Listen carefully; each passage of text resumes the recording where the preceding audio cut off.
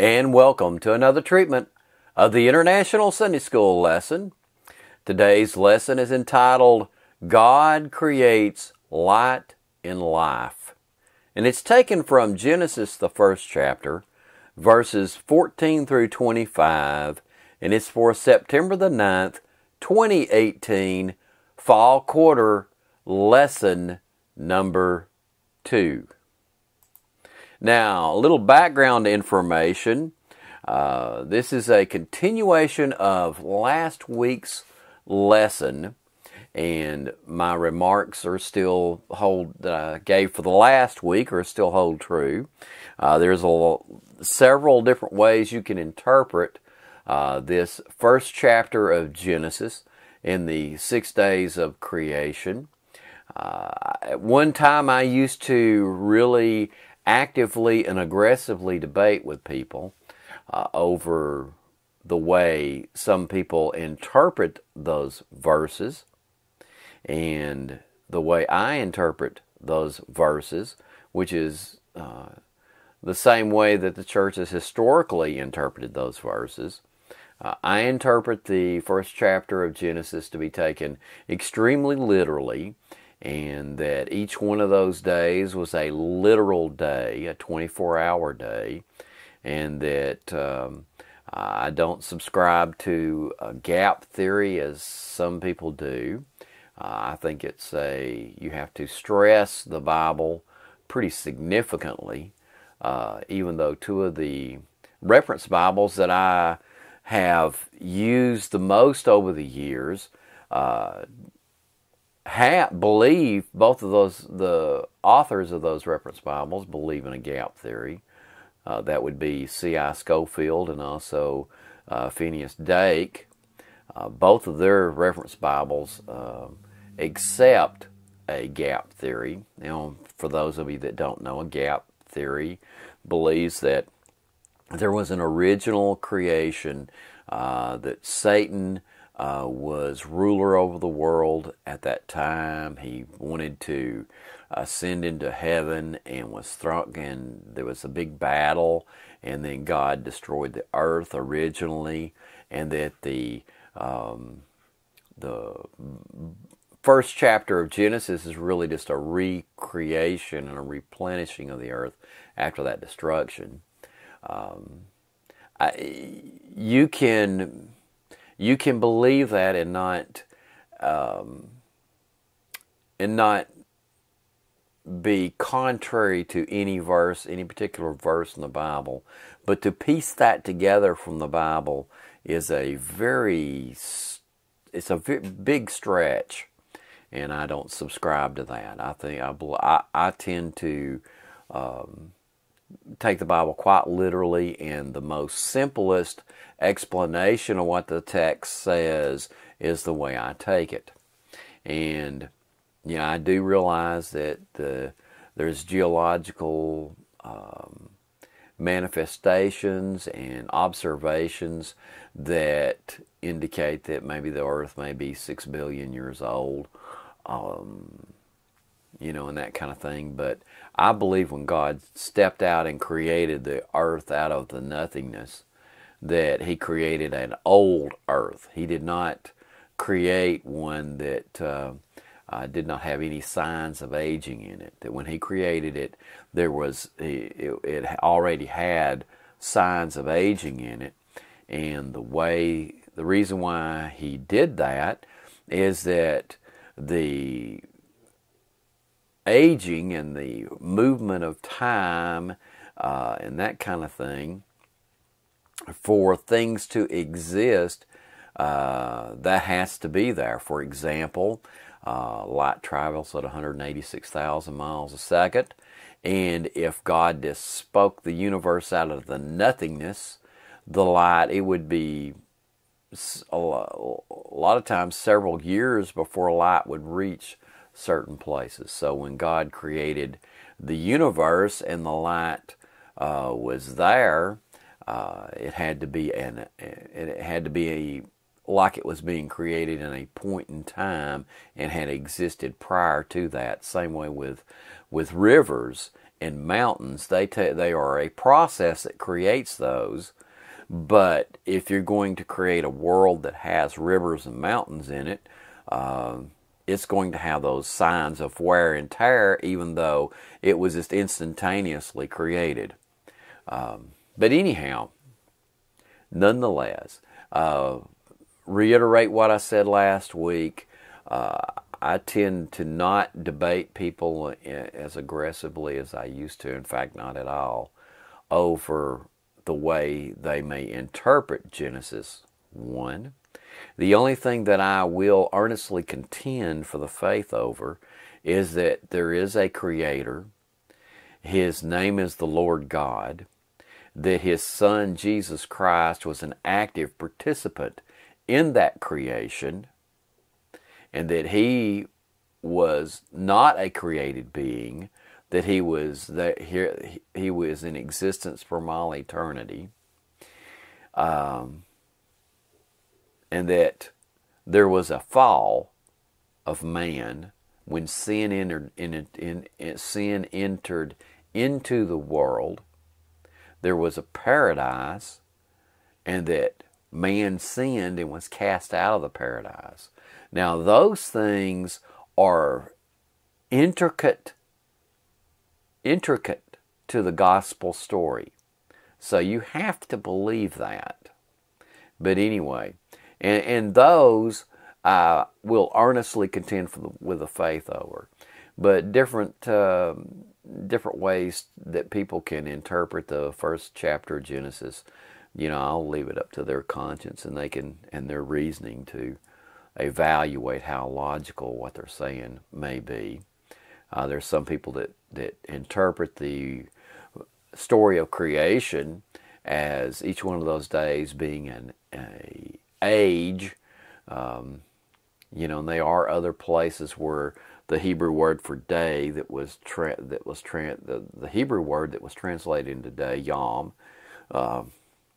There are other instances where that is being referred to as a age or an indeterminate period of time. So I think somebody can actually believe that and not completely go against scriptures. Again, just like the gap theory, I think that's a little bit of a stretch, and it's a way of trying to combine science, what little we know about science, and the explanation in the Bible. Same way with the gap theory.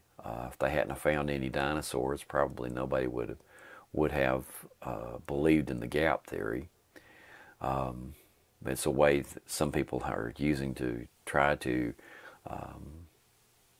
explain away when they found the bones of the dinosaurs. The bottom line to it is this, is that there are some spiritual lessons that the first two chapters of Genesis teach us, and we need to take those spiritual lessons to heart. The other thing, too, that's really important to always remember when you're reading in the Bible is that the Bible is written from the perspective of people of that time and not 21st century man's conception of the cosmos. So when the Bible says that the sun rising and setting, that is from the perspective of someone of that time period, because that is how it appears that the sun is rising and setting. That's not inaccurate, because we all, when we're talking, we phrase things within our particular perspective, within our context. See, the Bible is 100% accurate within the context of what was within the context of the original authors and the original language that it was written in. It is 100% accurate. There is not a flaw in the Bible anywhere. There's some famous research that's been done that prove that. Thales, I'm getting a little bit off subject, but Thales research on the regal years of the Jewish, Judean, and the northern 10 tribes kings proves that, and goes through and shows that if you look at it like a 21st century person, some of those years of the kings of Israel's ascension and leaving, some of those don't exactly add up. But when you take and consider how that the regal years were counted throughout time, that changed. And if you look at the time period that king was living in, the regal year, the year they took office and the year they left office, is completely accurate within the context of the time that it was written. Anyway, but there again, I'm getting way off the subject. Let's go ahead and talk about these 6 days. We're going to stop right before man's created. So this is going to be the creation up to the point where God created man. Okay, Genesis 1:14 through 19. And God said, "Let there be lights in the firmament of the heaven to divide the day from the night, and let them be for signs and for seasons and for days and years. And let them be for lights in the firmament of the heaven to give light upon the earth." And it was so. And God made 2 great lights, the greater light to rule the day, and the lesser light to rule the night. He made the stars also. And God set them in the firmament of the heaven to give light upon the earth, and to rule over the day and over the night, and to divide the light from the darkness. And God saw that it was good. And the evening and the morning were the 4th day. Now, we know that it is extremely important to the psyche of a human to be able to feel that movement of time, and the morning and night and sunrise and sunset and the seasons and the movement of the stars and the phases of the moon give us that sense of time, of moving through time, that I have read and I have heard that is one of the most destructive things if you're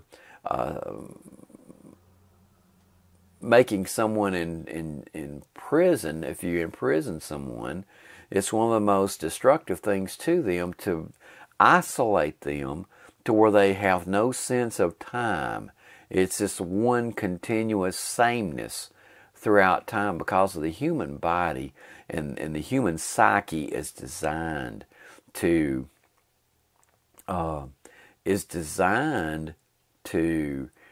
have that a way to calculate the movement of time. And this is God's gift to us, to give us that sense of the movement of time. And the reason why God put this cyclical motion, He could have done it any way He decided to do it. But He decided to do it with His cyclical motion that gives us that sense of time going through. And let me tell you something, while we're talking about time, let's be real frank and honest that each of us have an allotted number of this time that we're going to be given. And when that time is up, it's up. So whatever we need to do, whatever we are supposed to be doing, we need to be doing it while we've got that allotted days. Also, too, our ability to tell where we're at in the world, sailors, they are in the sameness of the ocean, and they're going from point A to point B.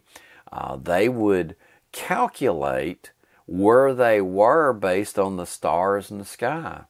So that's another thing that how that the lights in the sky keep us. They keep us abreast of where we're at and how much time is being passed, and how many days it's been, how many months it's been, by the motion of these stars and these objects in the sky. And that's a gift that God gave us to be able to calculate where we're at. We know if we need to go east, we know which direction the sun rises from, and that tells us the direction to go. If we're going to go east, it is ruling.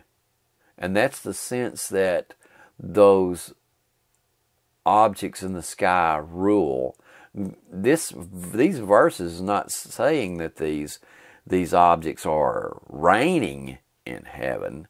No, they're not reigning. They are the rule of thumb to know what direction you need to go in, to go from point A to point B. They are a rule of thumb to know how many days it's been. They are a rule of thumb to know when you need to start thinking about planting your crops.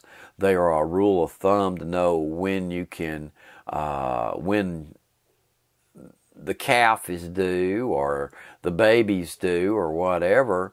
It's a rule of thumb of knowing when these events need to be dealt with. And that is how those lights that God gave, the gift that God gave mankind of having these lights to work as this frame of reference, this rule of thumb that we have. Okay?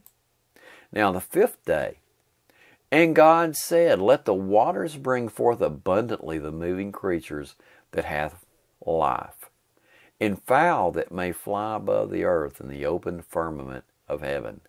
And God created great whales and every living creature that moveth, which the waters brought forth abundantly after their kind, and every winged fowl after his kind. And God saw that it was good.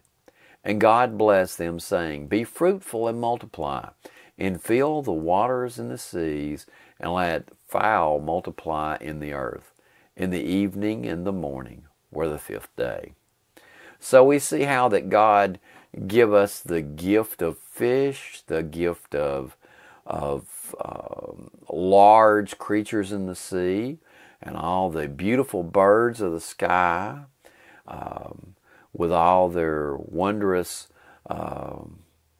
meats and eggs that we have enjoyed over the years, that mankind has enjoyed. And it's something that we need to be conscious of, that these are gifts from God, and that we need to be mindful of trying to take care of them and to properly manage them. Okay? Now the sixth day, and this is not the entire sixth day that we're talking about here. This is just the first part of the sixth day. We're going to save the discussion of mankind for next week. But the 24th through the 25th verse reads, and God said, let the earth bring forth a living creature after his kind, cattle and creeping thing, and beast of the earth after his kind, and it was so. And God made the beast of the earth after his kind, and cattle after their kind, and everything that creepeth upon the earth after his kind. And God saw that it was good. Now, this is all the other animal kingdom. And there is a marked difference between mankind and the animal kingdom. And that is one of the things that God is wanting to reinforce to us is that there is a difference between the animal kingdom and humankind. Now, some animals can do some really amazing things. They can communicate with hand signals. They can understand some hand signals. And people that think that that animals cannot communicate and understand concepts need to talk to my boxer. My boxer is a very smart animal, but my boxer does not have an eternal soul. That's the difference between an animal and a person. And it's also the difference in the value of an animal and a person. It is, and I'm going to say something, and I want to be real careful how I say this. Let me say this. I absolutely, and I don't care what kind of animal it is, I do not believe in being mean or cruel to animals. I mean, we've had animals that have been left out in the cold in our neighborhood, down to, when it gets down to like 10, 11 degrees. And I've taken the neighbors' dogs in before because I just can't stand to see a dog out in that kind of weather. I do not believe in mistreating a dog. People will sit there and beat a dog. I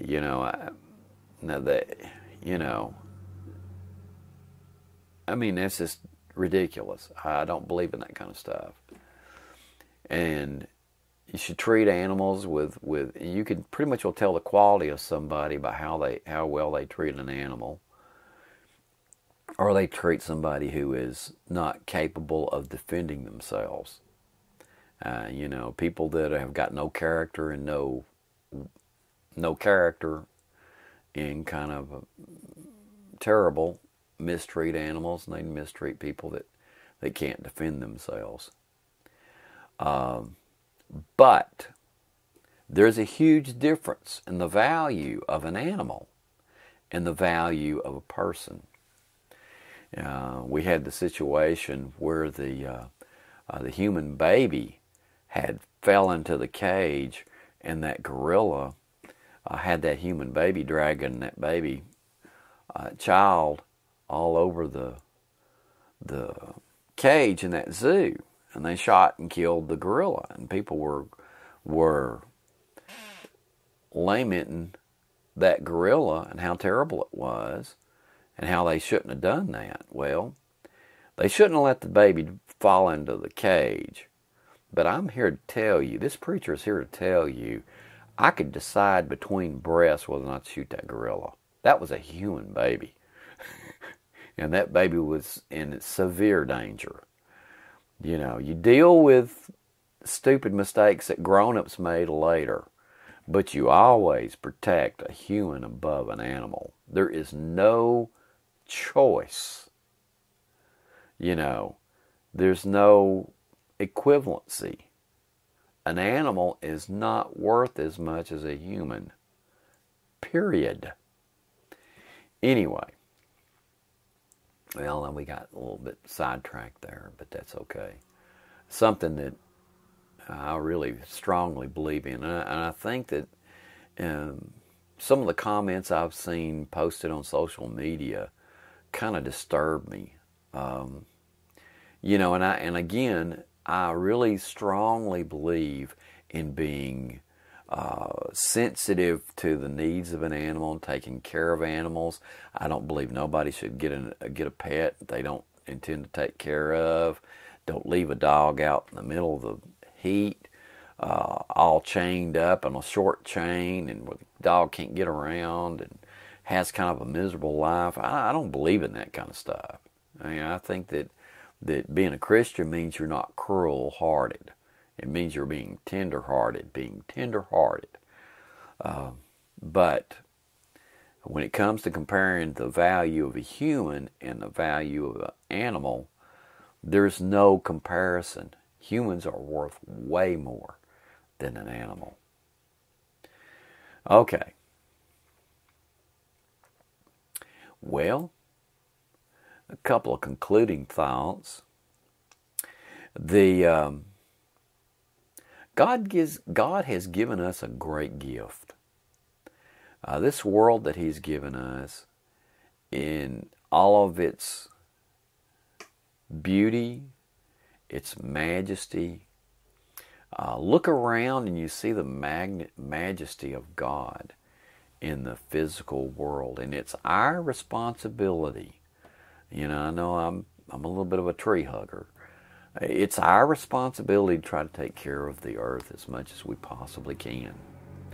I spent about a year on a scooter trying to cut down on emissions. Spent a year on the scooter till I wrecked the scooter, and then I decided old men don't bounce.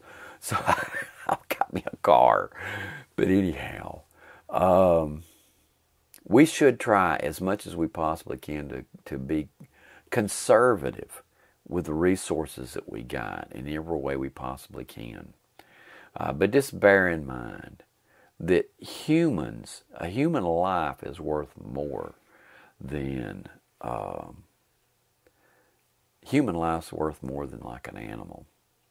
Anyway, well, friends, good Lord willing, I'll see you next weekend.